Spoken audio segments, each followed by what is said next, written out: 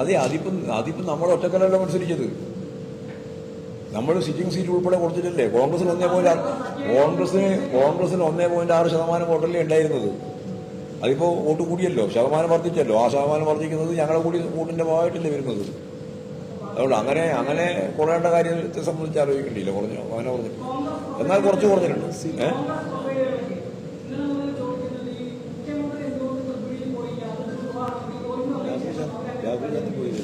ആര്?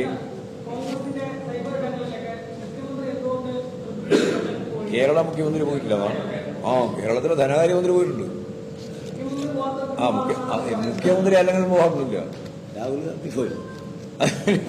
രാഹുൽ ഗാന്ധി പോയിട്ടുണ്ടായിരുന്നു. വെറുതെ ഓരോന്ന് പറയാറുണ്ട്.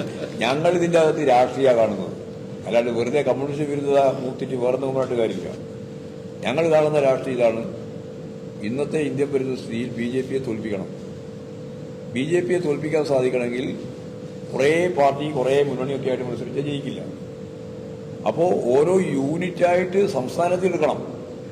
ആ സംസ്ഥാനത്ത് BJP ഏതര വോട്ടുകൾ മുഴുവൻ ഏത് മണ്ഡലത്തിൽ ഏത് പാർട്ടിക്ക് എന്ന രീതിയിൽ കണക്കാക്കി ജയിക്കാൻ സാധിക്കുന്ന നിലപാട് സ്വീകരിച്ചാൽ BJP 2024 തോന്നും. ഇതാ കാര്യം. ഈ രാഷ്ട്രീയം തലയിലില്ലെങ്കിൽ ഇമ്മാതികളെ പറഞ്ഞുകൊണ്ടിരിക്കും.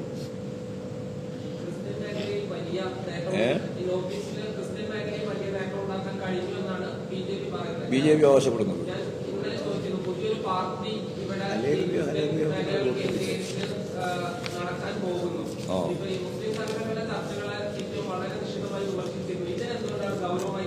ഞങ്ങളതും ഗൗരവത്തിൽ തന്നെയാണ് കാണുന്നത്. പക്ഷേ ഇല്ലാത്ത കാര്യം വെറുതെ പറഞ്ഞിട്ട് കാര്യമുണ്ടോ?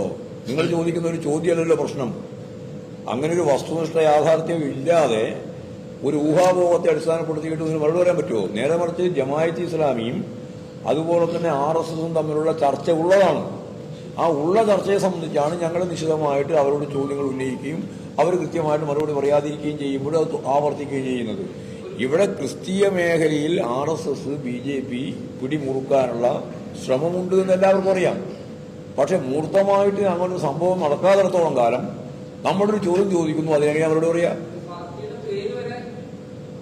പേര് വരെ പറഞ്ഞിട്ട് വല്ല കാര്യമുണ്ടോന്നും ഞാൻ നേരത്തെ പറഞ്ഞല്ലോ. പേര് വരെ പറഞ്ഞിട്ട് കാര്യമില്ല. അവൾ ആയിട്ടില്ലല്ലോ. ആവാൻ വേണ്ടിയിട്ട് അവർ ശ്രമിക്കുന്നുണ്ട് എന്നുള്ളത് ശരിയാണ്.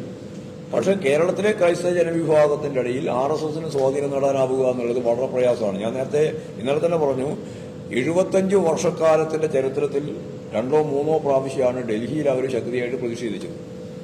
ആ ഒരു പ്രതിഷേധം നടന്നത് ഇതിനിടെയാണ്, ചില ദിവസങ്ങൾക്ക് മുമ്പാണ്. അത് BJPയുടെ 21 സംസ്ഥാനങ്ങൾ നടന്നുകൊണ്ടിരിക്കുന്ന വലിയ കടന്നാക്രമണങ്ങളെ സംബന്ധിച്ചാണ്. അതിൽ ഏറ്റവും പ്രധാനപ്പെട്ട ഒരു കേന്ദ്രം, ഏതാണ്ട് 600ഓളം കേന്ദ്രങ്ങളിലാണ് വലിയ കടന്നാക്രമണം നടന്നു എന്ന് അവർ പറയുന്നത്. പള്ളി ആക്രമിച്ചു, അതുപോലെ തന്നെ മതപരിവർത്തനത്തിന്റെ പേരിൽ ആളുകളെ അടിച്ചോടിച്ചു, ആയിരക്കണക്കിന് ആളുകൾക്ക് പലായനം ചെയ്യേണ്ടി വന്നു. ഇങ്ങനെയെല്ലാം ഉള്ള പ്രശ്നങ്ങൾ പറഞ്ഞിട്ടുണ്ട്. 21 ജില്ലയുമായി ബന്ധപ്പെട്ട്, സംസ്ഥാനമായിട്ട് ബന്ധപ്പെട്ട് പറഞ്ഞിട്ടുണ്ട്. അപ്പോൾ സ്വാഭാവികമായിട്ടും അത്തരത്തിലുണ്ടാകുന്ന പ്രശ്നങ്ങളെ നല്ലതുപോലെ മുസ്ലിം സംഘടനകൾ, വിഭാഗങ്ങൾ 10-80ഓളം ചേർന്നുകൊണ്ടാണ് ക്രിസ്ത്യൻ ജനവിഭാഗങ്ങൾ ശക്തിയായിട്ട് മുമ്പോട്ട് പോകുന്നിട്ടുള്ളത്. അപ്പോൾ അത് പെട്ടെന്ന് തന്നെ ഈ RSSുമായിട്ട് ചേർന്ന് മുമ്പോട്ടേക്ക് പോകാൻ കഴിയുന്നൊരു പശ്ചാത്തലത്തിലല്ല കേരളത്തിലായാലും പൊതുവെ സഭകളും അതുപോലെ തന്നെ ക്രിസ്തീയ ജനവിഭാഗമുള്ളത്. എന്നാൽ അതൊന്നും അല്ലാതെ ചില ആളുകളെ പേര് ഉപയോഗിച്ചിട്ട് ചില കാര്യങ്ങൾ നിർവഹിക്കാൻ വേണ്ടി അവർ ഉദ്ദേശിക്കുന്നുണ്ടാവും. അത് ഉദ്ദേശിക്കട്ടെ, നോക്കാം, അപ്പോൾ നോക്കാം.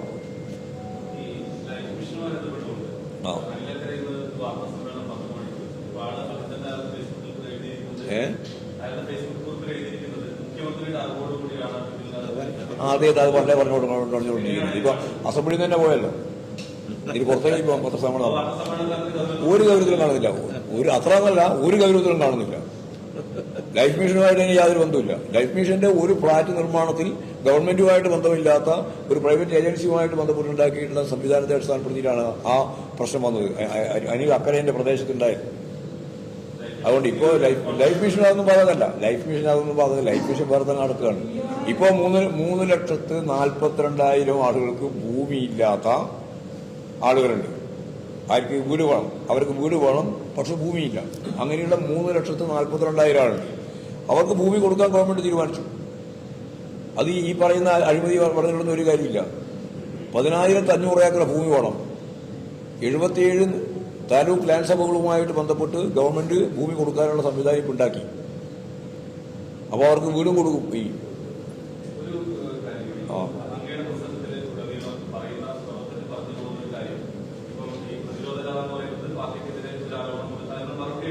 അല്ലാതെ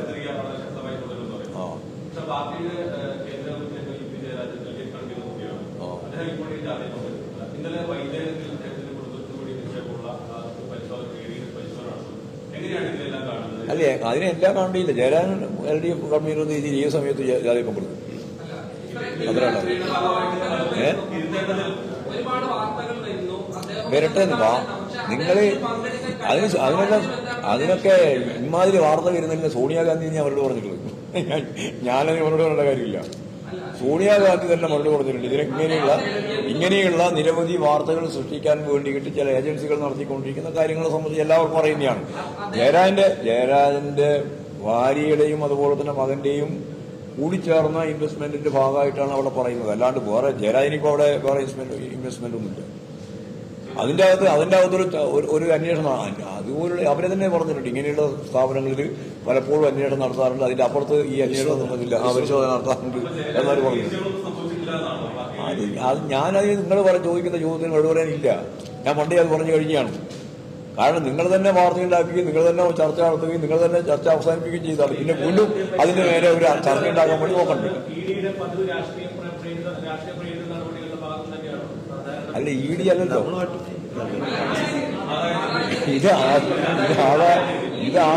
ഇത് അവര് തന്നെ. ഞാനിപ്പോ അതിനകത്ത് വിശദീകരിക്കേണ്ട കാര്യമില്ലോ. അവര് തന്നെ ഇന്നലെ വിശദീകരിച്ചത് ഇത് സാധാരണ സ്ഥാപനങ്ങളിൽ. CPM-ന്റെ ജനകീയ പ്രതിരോധ ജാഥയുടെ ഭാഗമായി MV ഗോവിന്ദൻ വാർത്താ സമ്മേളനം നടത്തുകയാണ്. അതാണ്